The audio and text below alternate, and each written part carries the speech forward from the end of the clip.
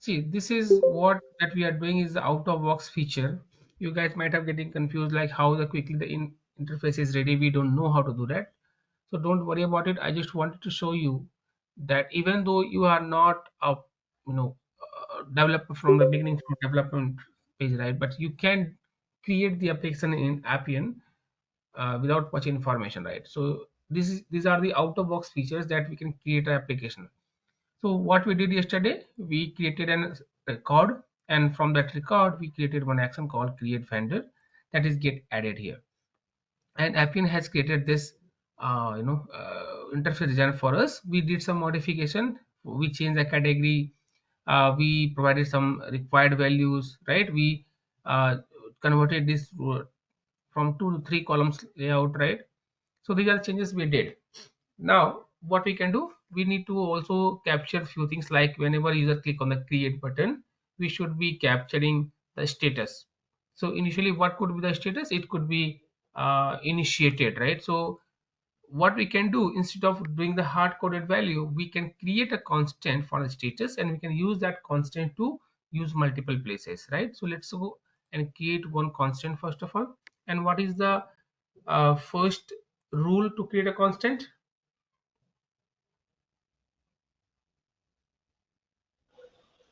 Naming conventions should be all capitals. Naming convention should be all in capitals. So I'm gonna say vendor underscore registration status list, right? So this constant will hold the list of status for vendor registration. Okay. It's going to have a type of text. It hold multiple values. So I'll go with initiated, um, submitted, approved,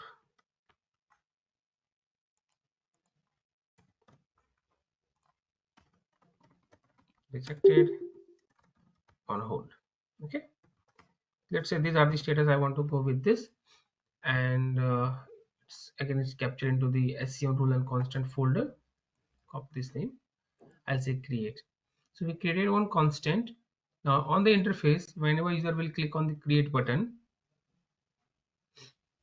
what we need to do, we need to save that value to my status, because in this record that we created, we had one more field called status, right? So let's go to the create button, and here we can have save into multiple, and then we can have where we need to save. So to use a save, we need to use a bank save parameter function. This function requires two parameters: where you want to save and what you want to save.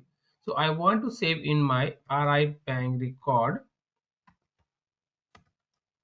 scm record type dot field dot status. And what I want to save, I want to save constant. So what is the prefix to use a constant? Initiator. Yeah, Const so bank. const bang the name of your constant, but this constant has a list, and initiated is the value is the first parameter. So how do I pass that? I just need to do like this. So this will consider the first value of the status. So if you click on the create button, it will capture the value and hold it to the status. So let's see that. Let me put some dummy number here.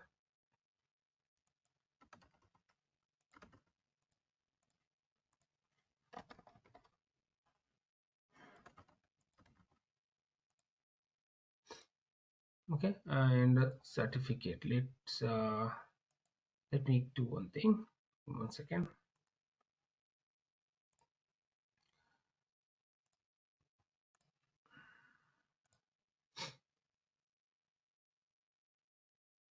um, I will have to create dummy folder.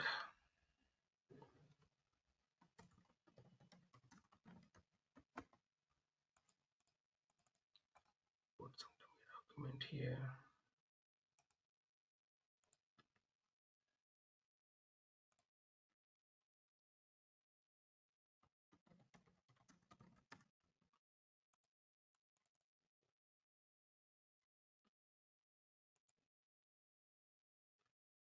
Give me 1 second. Huh?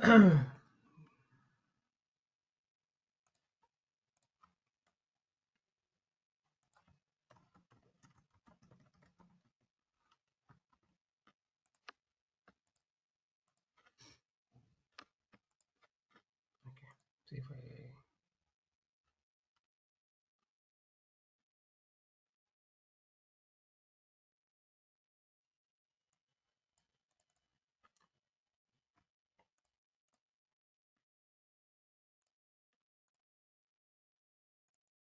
Okay.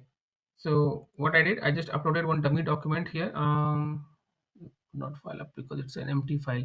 I think okay, the text file is empty. Let me create one more for some with some dummy text so that I can include that.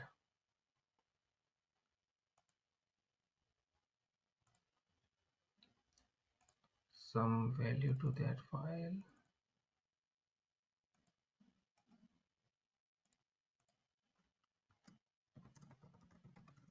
Some test values so that it can be uploaded, or we can have some uh, file here. Okay, so let me try to upload something else. So for the certificate I uploaded some document here. Not sure why it's still throwing page interface. We don't upload that dummy document because the file is empty. Okay, save the changes because that file is removed. Okay, so I'm going to upload a file here. Fine, email, GST number, category, mobile number, vendor name, address, and date. Okay, now if you see here on my record parameter that we have it here, all the fields has a value that we added. However, you cannot see the status. When the status will come, once we click on the create button, then you see that status is also being added and it has a value called initiated. So what will happen whenever we create this, click on this create button, this form will get submitted and it will also capture the value. Okay, now this interface is ready. Now what Appian has done for us also is that they also created one process model. So let me explain you this process model first. So what happens. Ravi, Mhm. the uploaded document stored in the folder that you created? Right now it's temporary, it's not uploaded to a folder as of now. Once until unless you don't click on submit, that will not go to the folder.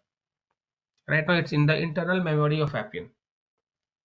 Okay, so if we go to the folder, it is there, but what happens when you click on submit and if you click on cancel, it will get removed. Okay, once you click on cancel button, it won't be saved. It's temporarily available here until unless user don't click on submit button, the file don't get submitted. So this is a process model that Appian has created for us, and the interface that is created here, this interface is being configured into the start node. So if you click here and then see, go to the properties, you will see sorry, from here properties, and then go to the process start form. The same interface that is being used here is configured at this place. So what happens whenever you will trigger this process model by that action that we have created in the record, this interface will get triggered, and then if you click on cancel, it will take this path, and if you click on submit, it will take this path. And by using this right to record smart service, whatever data you have captured here will get submitted to this process model. Okay, let me start this action and then I can show you that how the data is being behaved there. Let me go to the record.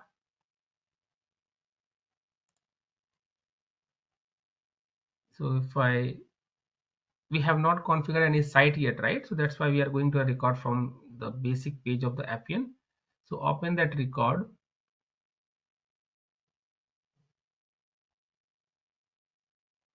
click on this icon, it will open the record into the tempo page of this Appian Showed.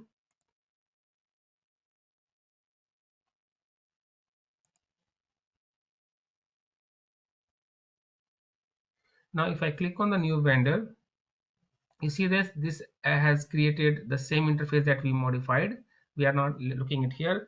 Now let's say I'll ask the create vendor license number, and I say LIC 0002145 GST number, let's say uh, TAX is 584789. Vendor name, I would say Rose Enterprises. And a license certificate, if I want to upload, I'll upload some license certificate. Category, let's say I'm on a software. Address, I'll say Andheri East, Mumbai. Email, I would say raj@gmail.com. Mobile number, if we have +91 1 2 3 4 5 6 7 8 9 10.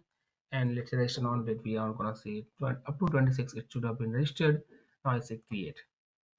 Once I hit on the create button, what will happen in the behind the scene, the process model will execute. Let me show you the process model. If you go to the designer and the monitor mode, now you will see that one running instance of create vendor is added here.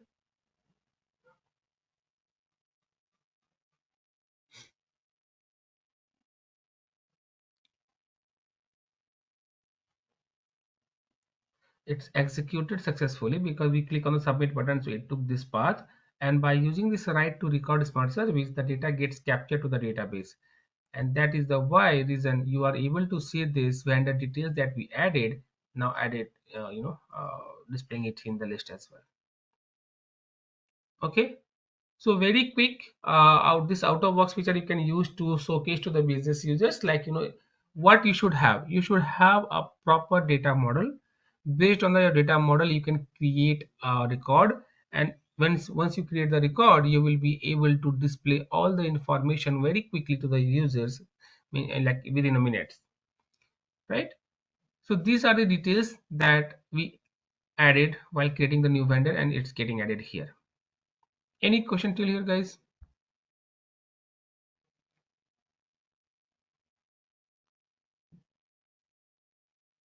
I think if you are new to the Appian, you should have lots of questions. What is the process model? What is the right to record smart service? How the action is getting triggered? What is the process start from? Right? If you don't ask this question, how do I know that you are not understanding this part, right? So please do ask the questions.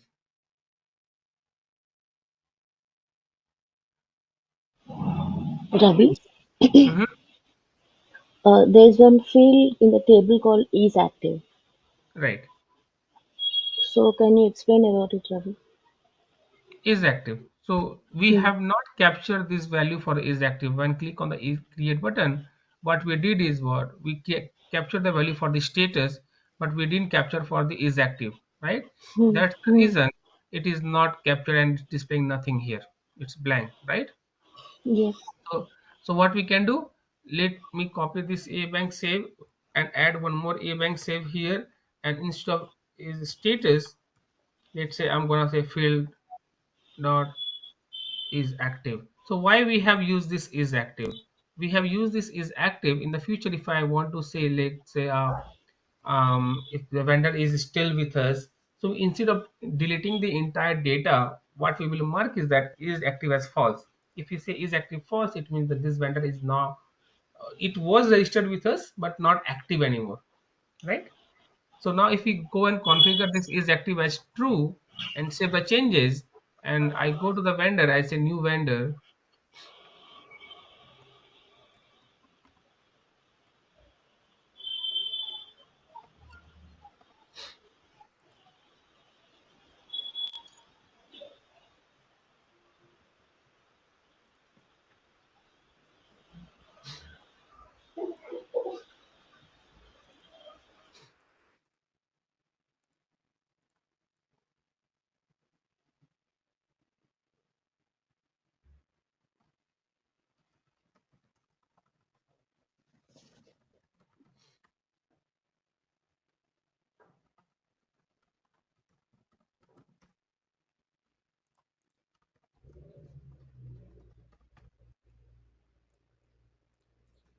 I say create now.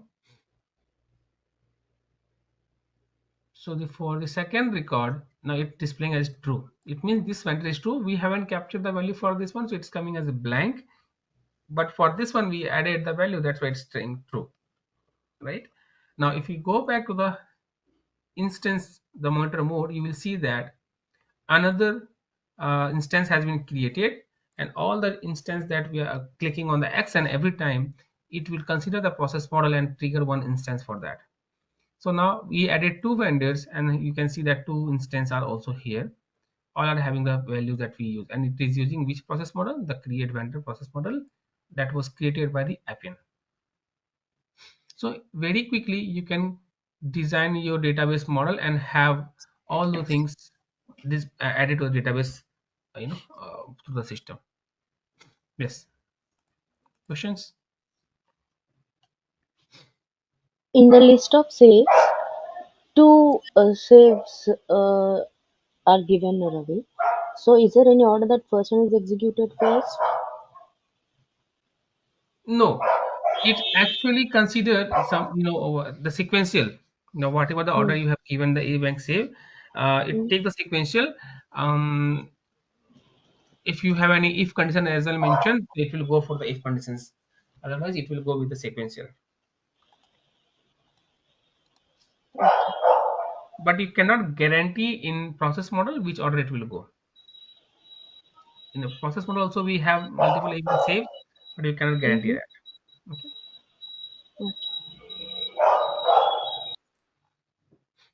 Okay. Okay. All right. So this was a quick demo for the record, how this record can help you to create the actions, create the interface, process model, all the object is required a particular flow. It will do it for you. Right.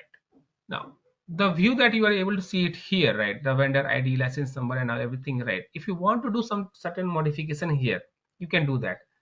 Let's say instead of this true, I want to display yes or no, right? How do I do that? So in the process record, you see there's a call view and then list. So the list will have the details of the field that you are trying to display there. So here in the list, I click on the edit list, and if I go to the is active column here, right now it is being directly using the field. What I need to do is that I need to put a condition. If this field is already having a value called true or false, so we don't have to provide two boolean. It's if it's true, display yes, otherwise display no. Click on OK and then save the record.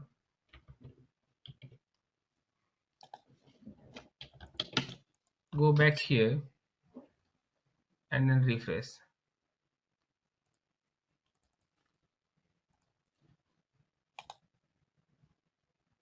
Now for true it is displaying yes, for the one that doesn't have any value or false it will display no. So likewise you can also modify the changes, and for the column if you want to display in any some particular way, right, you can do that. All right, so this was a very quick thing to use the out of box feature and do it. Now what we are going to do is that we are going to do it everything from the scratch. Okay, before I move, any question, anything?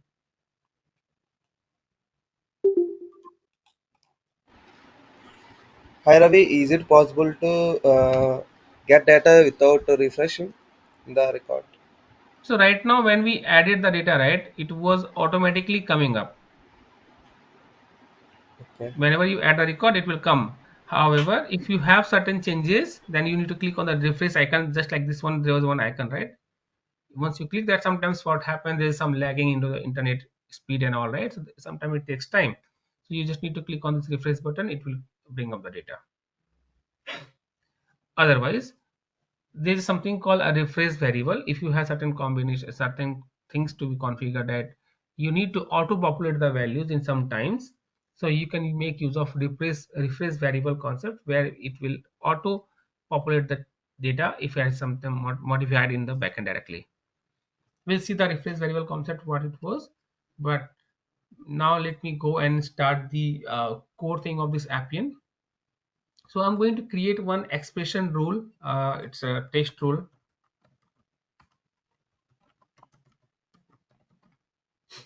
Okay, I'll say create. Now, how do we declare variables in Appian? What are the variables that we have, and how it performs the things in a variable, right? Okay. So first of all, anyone knows what is the function that we use to declare a variable? eBank local variables. Local variables. So in Appian, we have a few types of variables. First is called local variables. Second is called rule inputs, right? That is another kind of a variable which is used to transfer the data from one place to other place. We'll talk about that more. We also have process variables that is used in the process models, and then we have activity class parameters. So these all are the variables are of different type. Local variables means it's locally to the function where you are defining it. So to define a variable in Appian, we have a function called local variables.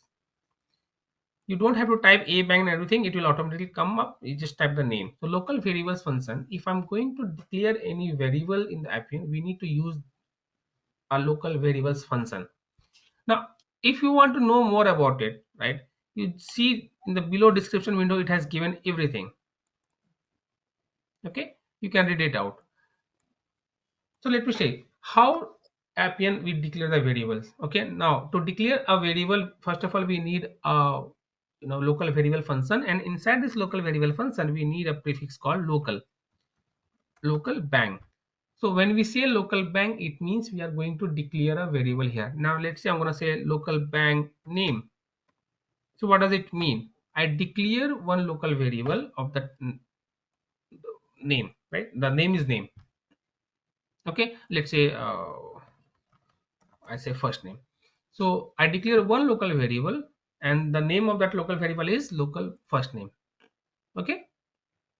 Same way, if I want to declare another variable, I'm say local bank age, right? So I declare two variables and I've given the name to it. Okay. So this is called declaration part. In Appian, for a local variable, you do not have to assign the type of the variables. Appian automatically understand what kind of variable it is. So let's say, how do we assign the value? First of all, we'll see. So we don't use the equal operator. In Appian, equal operator is used to do the comparison. In Appian, if you want to assign any value to the local variable, we use a colon. Okay, now I'm gonna say Raj. Okay, and for age, let's say I'm gonna say 30. So you see here for local first name, I'm assigning a value called Raj. Appian will understand that the type of this variable is text. Now here I find the number integer value. Now Appian will understand the type of this value is number integer. Now how do I return anything? So at the last, if I go and say local bang first name and click on the test role, you say it's returning the value of first name as Raj, and it is saying that it's a text field. It's a text value. Instead of first name, if I go and say age, we are So getting Ravi, number. line Mhm. number nine, you are returning that, right? There is a Right, return statement is right, implicit. right. You don't have to type the return. Whatever you will write as your last statement in the function, it will be a return thing, because any function needs to return something. If you don't return, let's say I don't put this thing, if I click on the test role, anyone, what will happen here? If I click on test role without any, see, It's these un, are the declaration. I don't want to put anything here, I just click on the test role. it's undefined and all. Right. So it will say that local variable expect the final parameter to which the result value, but we have not given anything. So that's the reason we need to return something. So Ravi, we always use abang local variables for defining and variables, right? It's a function, To right? to Variables. declare a variable, local variable, we definitely need this. Without this, we cannot declare a local variable. Okay. What if this is a child one and you want to accept the parent variable inside it? Right. You You need to don't still have some, if you don't need to declare any local variable, you don't need to use that. if you want to reassign, any variable from coming from the parent, reassign in the child level, component. So in that child component, the parent variable will not be a local variable. That will be a rule input. Not gonna call as a local variable, because local variable is locally only for the rule where you have declared it. If you are using the same variable somewhere else, that's not a local variable for that rule. That will become a rule input for it, right? So local variable is local only for the rule where you have declared it. Okay, we'll see one example of calculator where you will get this clarified. But any question here, guys, for a local variable, how do we declare a local variable? How do we define it? What the function is required? Now, someone tell me, if I want an output mentioning that Raj is 30, how do I do that?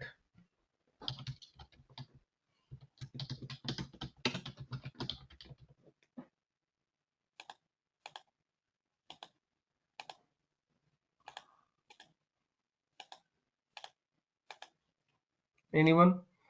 The output I need is Raj age is 30. You can concat the string and the variable there, right? It's Right. string Raj A Raj the string. But Raj is itself is in a variable, right? So why do I need to type Here the first Raj? name, first name, So I'll say local bank first name, right? and that is ampersand again, I guess. Ampersand Is is space again, okay, and this local variable age. right. So what I'm trying to do, I'm trying to combine two variables and get the result. If I click on test rule, I'll get the value, right? So now I can also understand that whatever you're trying to use is a text. Okay. So this is how Well, we declare the local variable, and you then want to assign a line number 8 to some variable and return that. How do you do that again here? so you tell me, how do I want to do that? Line number 8, assign it to some variable and return that one. So let's say if I want to declare one variable, I'll say local bang final text, Hmm. and to initialize we need a colon, and we do like this, and we need a comma, and then we say local bang final text. It will have the same value. Okay.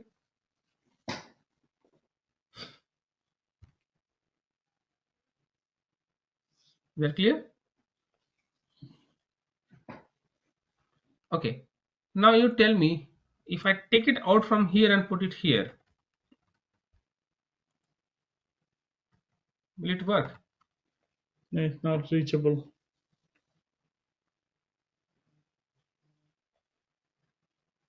Right? Because it will say you are trying to use local first name here, but I don't see it. So it's a sequential. That's why it has to be after the declarations. Okay. Clear? Any question, guys?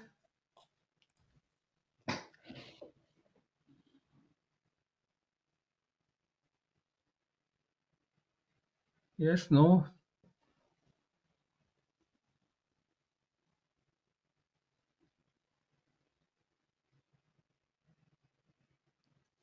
All right. Now this is a single value. What if I need to work with the multiple values? So let's say I'm going to declare one more variable called local bang array 1. And to declare multiple values, we need to use curly braces. Okay, I want to say A, B, C. Okay.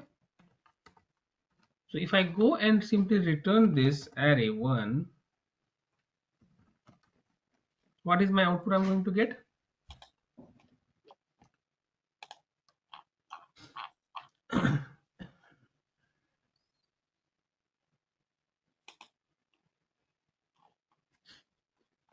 I will simply get the value that we have A, B, and C, and it says list of text string, 3 items. So Appian doesn't need to define what is the type of the variable you are going to create. Okay.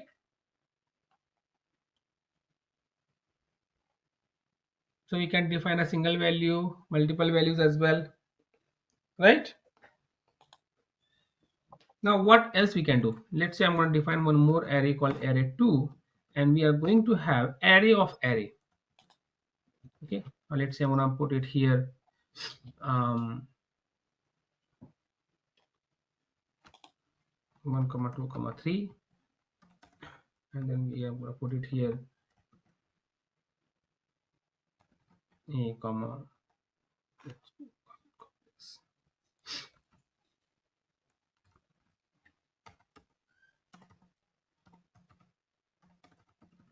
and I will return array2.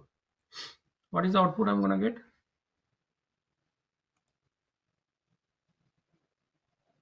So I'm getting 1 2 3 and ABC, all are listed here. Okay. Now what else we can do? What kind of another variable we can declare? Let's say I'm going to declare one dictionary, right? So I'm going to have called name,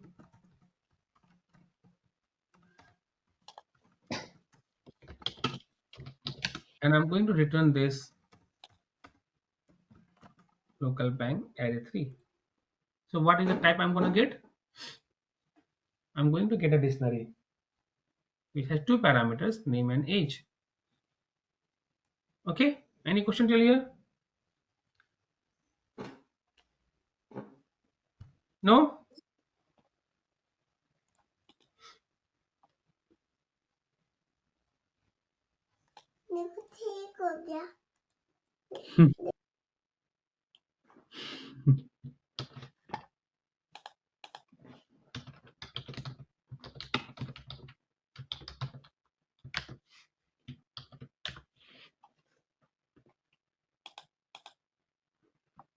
Any question, guys? Anything?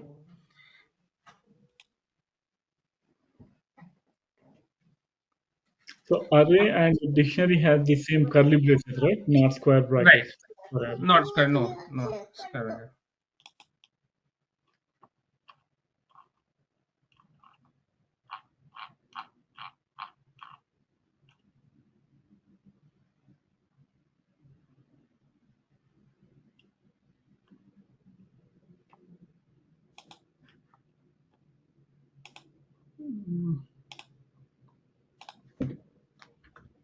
Right. The curly braces is only for the indexing, not for the defining the. Sorry, the big parentheses are only for the indexing, not for defining the array. Okay.